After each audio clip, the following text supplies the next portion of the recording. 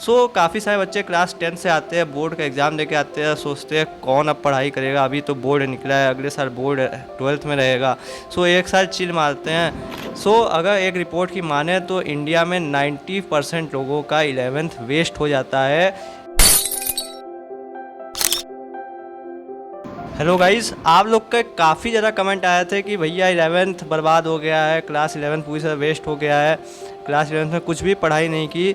सो इस वीडियो में मैं इस टॉपिक पर पूरी बात करूंगा, क्योंकि मेरा भी क्लास 11 बर्बाद हो गया था। इवन मेरा तो क्लास 12 भी आधा बर्बाद हो गया था। फिर मैंने 6 महीने की प्रिपरेशन से जेई मेंस और इवन जेई एडवांस दोनों क्लियर किया हुआ है। सो वीडियो को लास्ट तक जरूर देखिएगा। इसमें मैं सारे चैप्टर्स बताने वाला हूँ, आपको कैसे कवर करना है, उनको सारे मेथड बताने वाला हूँ, कहाँ से कवर करना है, कितना सिलेबस कवर करना है, कैसे करना है, सब चीज़ों की पूरी जानकारी इस वीडियो में है। वीडियो को लास्ट तक जरूर देखिएगा। सो अब अगर जेई मेंस के सिलेबस की बात करें तो जेई मेंस में अप्रॉक्स 55% सिलेबस क्लास 12 से पूछता है और 45% सिलेबस 11 से पूछता है।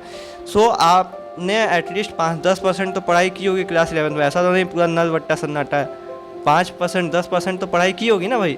सो आप कहाँ पे लैग कर रहे हैं, आपका 11th का जो सिलेबस है वो 35% अप्रॉक्स बचा हुआ है, और 12th का तो पूरा 55% आपके हाथ में है, जिसको अगर आप रेगुलर पढ़ाई करते रहेंगे तो आप इजीली कंट्रोल में रहेगा आपके। सो आप वो जो बैकलॉग 11th का क्रिएट हो गया उसको कवर कैसे करना है, तो आज उस पर बात करते हैं। सो सबसे पहले कि हम लोग को जो सैटरडे संडे जो ऑफ मिलता है, मैं क्या करता था कि बाकी 5 दिनों में पूरा 12th का सिलेबस पढ़ता था, और जो लास्ट 2 दिन रहते हैं सैटरडे संडे, उसमें मैं 2-2 घंटा 3-3 घंटा क्लास 11th के लिए निकालता था, और क्लास 11th के वो चैप्टर्स पढ़ता था जो क्लास 12th में इम्पॉर्टेंट है और जेईई मेंस के पॉइंट ऑफ व्यू से इम्पॉर्टेंट है। मतलब कि क्लास 12th के बेसिक्स होते हैं कुछ चैप्टर क्लास 11th में, तो वो चैप्टर्स मैं पहले पढ़ता था, और इसके अलावा जो जेईई मेंस के पॉइंट ऑफ व्यू से काफ़ी ज़्यादा इंपॉर्टेंट होते थे वो। सो वो चैप्टर्स कौन कौन से, सबसे पहले उसी पे बात कर लेते हैं। सो अगर हम लोग मैथमेटिक्स की बात करें तो स्ट्रेट लाइन हो गया, आपका स्टैटिस्टिक्स हो गया, ये सब एकदम सिंपल चैप्टर्स हैं। कुछ कुछ फार्मूले, स्टैटिस्टिक्स में कितने फार्मूले हैं स्टैटिस्टिक्स में, स्ट्रेट लाइन में बहुत कम फार्मूले हैं। बेसिक ट्रिग्नोमेट्री एटलीस्ट आपको आनी चाहिए, क्योंकि क्लास 12 में आपको कैलकुलस पढ़नी है, उसमें नहीं तो आप फंसेंगे, तो बेसिक ट्रिग्नोमेट्री आपको आनी चाहिए। इसके अलावा सिक्वेंसर एंड सीरीज़ हो गया, इसका जेईई मेंस में काफ़ी ज़्यादा वेटेज आता है, 2 से 3 क्वेश्चन आ जाते हैं, जेईई एडवांस में भी आ जाते हैं। इसके अलावा फंक्शन एंड रिलेशन, वो तो सारे चैप्टर्स का बेसिक है। फिर उसका कोनिक सेक्शन में एटलीस्ट सर्कल और पैराबोला आप पढ़ लें, क्योंकि वो दोनों फिर भी आसान है। हाइपरबोला तक जाने को मैं नहीं बोल रहा हूँ, बट सर्कल और पैराबोला तो आपको करना है, और ये सारे कैसे करने हैं वो भी अभी वीडियो में आगे बताऊँगा। इसके बाद फिजिक्स के जो इंपॉर्टेंट चैप्टर ऐसे यूनिट एंड डायमेंशन, ये तो बेसिक है। काइनेमेटिक्स हो गया, वो भी आप इजीली कवर कर सकते हैं। इसके अलावा थर्मोडायनेमिक्स हो गया। थर्मोडायनेमिक्स इसलिए मैं कहता हूँ क्योंकि वो केमिस्ट्री में भी कॉमन है। केमिस्ट्री में भी आपको थर्मोडायनेमिक्स पढ़ना है, फिजिक्स में भी पढ़ना है, तो अगर आप पढ़ लेंगे तो वो दोनों में काम करेगा, दोनों में आपको नंबर देके जाएगा, फिजिक्स में भी केमिस्ट्री में भी। इसके अलावा ग्रेविटेशन हो गया, ग्रेविटेशन भी कर ही सकते हैं भाई। एंड एनएलएम हो गया, न्यूटन्स लॉज ऑफ मोशन। अब इसके अलावा केमिस्ट्री में बात करते हैं, केमिस्ट्री में कौन कौन से चैप्टर आपको करने हैं कवर। पहला तो जीओसी हो गया, जनरल ऑर्गेनिक केमिस्ट्री, क्योंकि उसके बिना आपको 12th की ऑर्गेनिक केमिस्ट्री ढंग से समझ ही में नहीं आएगी, फिर आपको इक्वेशन रट्टा मारनी पड़ेगी। मेरे केस में ऐसे ही हुआ था, मैंने जीओसी बहुत अच्छे से नहीं पढ़ा था, फिर मैं क्या करता था, चीज़ों को रटने की कोशिश करता केमिस्ट्री में, तो जिससे पूरा समय बर्बाद हो जाता था। इसलिए सबसे पहले आपको जीओसी कवर करना है, जनरल ऑर्गेनिक केमिस्ट्री, जो कि बहुत ज़्यादा इंपॉर्टेंट है। इसके अलावा है आपका स्ट्रक्चर ऑफ एटम, क्योंकि वो भी बेसिक है। फिर उसका पीरियोडिक टेबल हो गया, आपकी पीरियोडिक टेबल पूरी याद करने में नहीं कहता, बट बेसिक जो जो एलिमेंट है उनकी चीज़ें आपको पता होनी चाहिए। केमिकल बॉन्डिंग की, केमिकल बॉन्डिंग जो है वो भी बेसिक है आपका केमिस्ट्री का।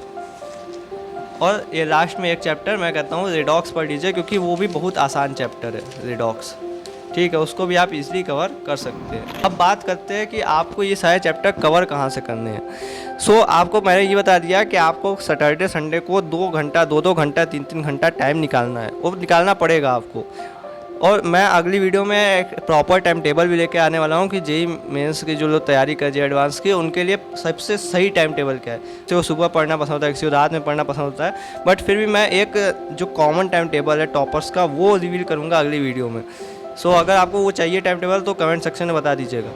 अब इसको कवर कहाँ से करना है, तो इसको कवर करने के लिए आपको लिखना है वन शॉट। सारे चीज़ें अवेलेबल हैं यूट्यूब पे कि आप ढूंढेंगे, ढूंढने भगवान मिल जाता है, तो वीडियो में आप कंटेंट कैसे नहीं मिलेगा यूट्यूब में। इतने सारे कंटेंट हैं, मैंने देखा है काफ़ी सारे अच्छे टीचरों ने फ्री में पढ़ाया हो यूट्यूब पे। सो वहाँ से आपको वन शॉट कवर करने, अगर आप बोलेंगे तो मैं वो सारी वीडियोस की प्लेलिस्ट की लिंक भी आपको दे दूँगा। सो आपको एटलीस्ट मतलब सैटरडे संडे को टाइम निकाल के इन सारी चीज़ों को कवर करना है। और बाकी क्लास 12 का जो 55% सिलेबस आपके हाथ में है, उसको आपको बाकी 5 दिन में पढ़ना है कंसिस्टेंसी के साथ। अब क्लास 12 में आपको कौन कौन से चैप्टर करने हैं, मेरी तो एडवाइस यही रहती है कि एटलीस्ट आप क्लास 12 के अधिक से अधिक चैप्टर कवर कीजिए।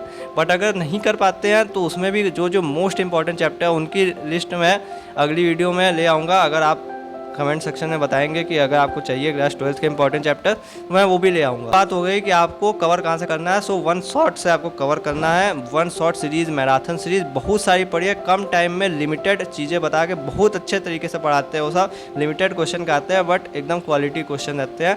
काफ़ी सारे चैनल हैं ऐसे यूट्यूब पे, आप इजली उससे कवर कर सकते हैं। आई होप ये वीडियो आपके लिए हेल्पफुल रही हो। मैंने इसी स्ट्रैटेजी को यूज़ किया था। मैं 5 दिन पढ़ता था क्लास 12 का और फिर सैटरडे संडे पढ़ता था क्लास 11 का। मैंने 6 महीने के अंदर जेईई मेंस और जेईई एडवांस दोनों क्लियर किया हुआ है। ठीक है, सो आई होप ये वीडियो आपके लिए हेल्पफुल होगी। और कोई डाउट होता है कमेंट सेक्शन में ज़रूर पूछे। वीडियो पसंद आई तो एक लाइक करना ना भूले, क्योंकि इतनी मेहनत भाई आप ही लोग के लिए करता हूँ। सो एक लाइक तो बनता है।